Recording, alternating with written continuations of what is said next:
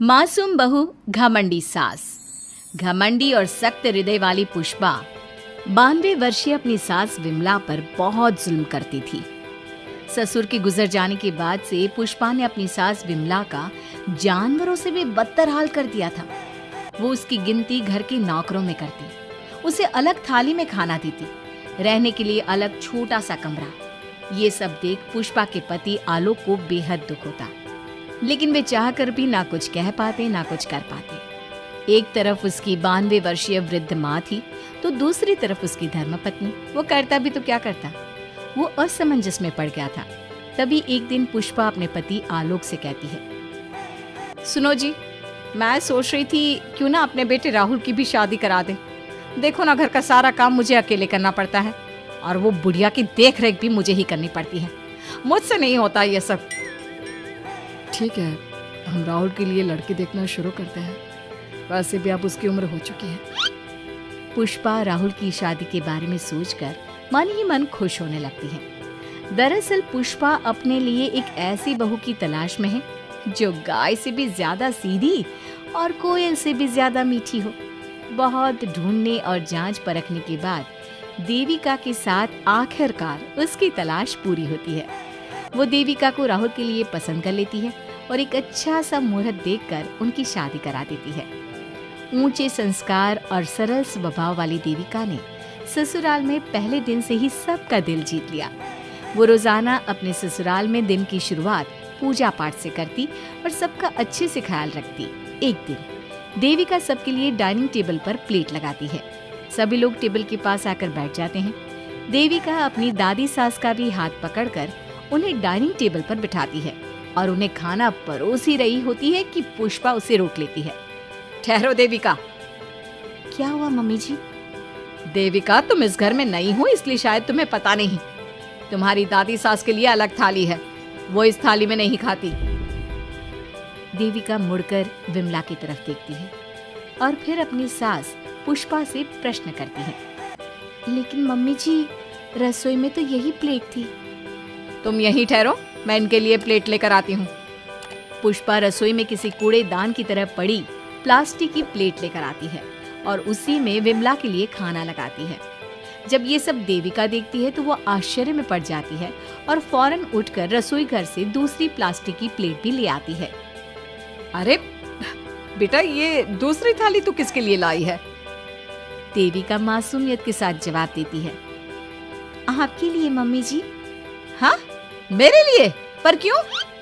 माँ जी, जब आपने अपनी सास यानी मेरी दादी सास को प्लास्टिक की प्लेट में खाना लगाया तो मैं समझ गई कि यह जरूर आपके घर की कोई परंपरा होगी, इसलिए मैं आपके लिए भी ये प्लास्टिक की प्लेट ले आई। अब आप अपनी सास के लिए इस प्लेट में खाना लगा दीजिए और मैं अपनी सास के लिए इसमें खाना लगा देती हूँ। देविका की बातों से पुष्पा हैरान हो जाती है। वो सोच में पड़ जाती है कि वो अपनी बहू देविका की मासूमियत पर खुश हो या फिर उसकी नासमझी पर दुखी। इसी तरह दिन बीतते चले जाते हैं और अब देविका को घर का माहौल और सास का स्वभाव सब समझ में आने लगता है। एक दिन सुबह पुष्पा अपनी सास यानी विमला को उसके कपड़े धोने के लिए कहती है और ये सब दूर से देविका देख लेती है। उसके कुछ ही समय बाद देविका आती है और अपनी सास पुष्पा से कहती है, मम्मी जी, मैंने घर का सारा काम कर लिया है। कपड़े, बर्तन, झाड़ू, पोछा सब लगा लिया है। अब मैं आपके पैर दबा देती हूँ। अरे लेकिन बेटा, तूने कपड़े नहीं धोए? मेरे कपड़े तो अंदर कमरे में ज्यों के त्यों पड़े हैं। मैंने आपके कपड़े नहीं धोए मम्मी जी। आप जब दादी से बोल रही थी ना कि आज उन्हें अपने कपड़े खुद धोने होंगे, तो मैंने सब सुन लिया था। फिर मुझे लगा आज पूर्णिमा भी है, इसलिए शायद ये आपके घर की कोई रस्म होगी, तो मैंने आपके कपड़े भी नहीं धोए मम्मी जी। देविका की बातें सुनकर पुष्पा अपना सर पकड़ लेती है और मन ही मन कहती है, ये तो जरूरत से कुछ ज्यादा ही सीधी है। अब क्या करूं मैं इसका? इस बुढ़िया ने मुझे परेशान करके रख दिया है। एक तरफ वो जरूरत से ज्यादा सीधी मेरी बहू, जो मेरी हर हरकत को इस घर का रिवाज समझ लेती है, और दूसरी तरफ ये बुढ़िया जो रोज अपना बिस्तर गंदा कर देती है। आए बुढ़िया, अब कौन करेगा ये बिस्तर साफ? बाहर से नौकर बुलाने पड़ेंगे क्या? चल जल्दी से अपना बिस्तर साफ कर, गंद मचा कर रखा है। बहू, तू ऐसा क्यों कहती है? मैंने तेरा क्या बिगाड़ा है? मैंने तो कभी तुझसे ऊंची आवाज में बात तक नहीं की, फिर तू मुझसे इतनी नफरत क्यों करती है? तभी वहां आलोक, देविका और उसका पति आ जाता है। क्या हुआ पुष्पा, तुम माँ पर ऐसे क्यों चिल्ला रही हो? अरे देखो ना अपनी माँ को, इस बुढ़िया ने अपने बिस्तर का क्या हाल कर रखा है। कितनी बदबू आ रही है इस बिस्तर से, किसी काम की नहीं ये बुढ़िया। आप एक काम क्यों नहीं करते, इस बुढ़िया को वृद्धाश्रम क्यों नहीं छोड़ आते? आलोक ये सुनकर परेशान हो जाता है। वो मन ही मन अपनी माँ से अपनी गलतियों की माफी तो मांगता है, लेकिन जुबान से कुछ नहीं बोलता। बहू, ऐसा मत कर बेटा, तू जैसा बोलेगी मैं ठीक वैसा ही करूंगी। मैं अभी इस बिस्तर को साफ कर देती हूँ, पर प्लीज मुझे इस घर से मत निकाल। यह घर मेरे पति की आखिरी निशानी है। मैं अपनी अंतिम सांस तक इसी घर में रहना चाहती हूँ। माँ जी, दादी सास का बिस्तर मैं साफ कर दूंगी और अब से आपको कोई शिकायत का मौका भी नहीं दूंगी। आप प्लीज दादी को वृद्धाश्रम मत भेजिए। हाँ माँ, दादी को रहने दीजिए ना यहीं पर, उनके बिना ये घर बिल्कुल अच्छा नहीं लगेगा। देखो बेटा, इनका जाना जरूरी है, अब इनकी उम्र हो चुकी है, इसलिए अब इन्हें अपनी बाकी की जिंदगी वहीं बितानी पड़ेगी।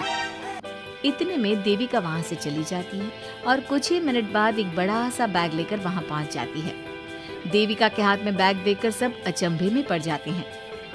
अरे देविका, तुम ये बैग कहाँ से लाई? तुम कहीं जा रही हो क्या? माँ जी ने अभी तो बोला थोड़ी देर पहले कि अब उनकी सास बूढ़ी हो चुकी हैं और उनकी असली जगह वृद्धाश्रम में ही है, तो मैं ये दूसरा बैग उनके लिए भी ले आई। वो क्या है ना, उम्र तो अब मम्मी जी की भी हो चुकी है, कल तो जाना ही है, इससे अच्छा अभी चली जाएंगी तो दादी सास को भी एक सहारा मिल जाएगा। क्या? क्यों बहू, तू मुझे वृद्धाश्रम भेजेगी हैं, अपनी सास को? मम्मी जी, अगर आप इस परंपरा का पालन करेंगी तो मुझे भी तो इस परंपरा का पालन करना पड़ेगा ना। मैं बिल्कुल आपकी तरह बनना चाहती हूँ। मेरी माँ कहा करती थी, ससुराल में बिल्कुल अपनी सास के नक्शे कदम पर ही चलना, जैसा वो करें और जैसा वो रहे ठीक वैसा ही रहना। तभी मैं एक अच्छी बहू बनने में कामयाब हो पाऊंगी ना सासू माँ। देविका की ये बातें सुनकर पुष्पा की आंखों में आंसू आ जाते हैं। देविका की बातों में उसे मासूमियत के साथ साथ आज बहुत सी चीजें सुनाई देती हैं, जो चीख चीख कर बताती है कि वो आज तक कितना गलत करते आई हैं। बेटा, तूने तो मेरी आंखें खोल दी। अपने ससुर के देहांत के बाद मैंने न जाने अपनी सास पर कितने अत्याचार किए, उन्हें कितना जलील किया, खरी खोटी सुनाई। आज अगर तू नहीं होती तो मुझे कभी अपनी गलतियों का एहसास तक नहीं होता। देर से ही सही, आपको अच्छे बुरे का एहसास हुआ, यही बहुत बड़ी बात है। मम्मी जी, तो अब आपके सामान का क्या करना है? अरे जा जाकर इसे मेरे कमरे में रख कर आ जा। अब कोई कहीं नहीं जाएगा, सब यहीं साथ में रहेंगे। बहू, मुझे समझ में नहीं आ रहा मैं तेरा किन शब्दों में धन्यवाद कहूँ। जो चीज तूने 2 दिन में पुष्पा को समझा दी, वो मैं बरसों से कहने की हिम्मत तक ना कर सका। पापा जी, जरूरी नहीं कि हर बात कहकर भी बताई जाए, कभी कभी अपनी गलतियों का एहसास कराना भी जरूरी होता है। और मैंने भी मम्मी जी के साथ ठीक वैसा ही किया, उन्हें उनकी गलतियों का एहसास कराया और देखिए आज सब ठीक हो गया। सच में देविका, तुमने आज हम सबको बहुत बड़ी सीख दी है। अब पुष्पा सुधर जाती है और घर की पूरी जिम्मेदारी देविका को सौंप देती है और अब उनका परिवार एक सुखी और समृद्ध परिवार की तरह रहने लगता है।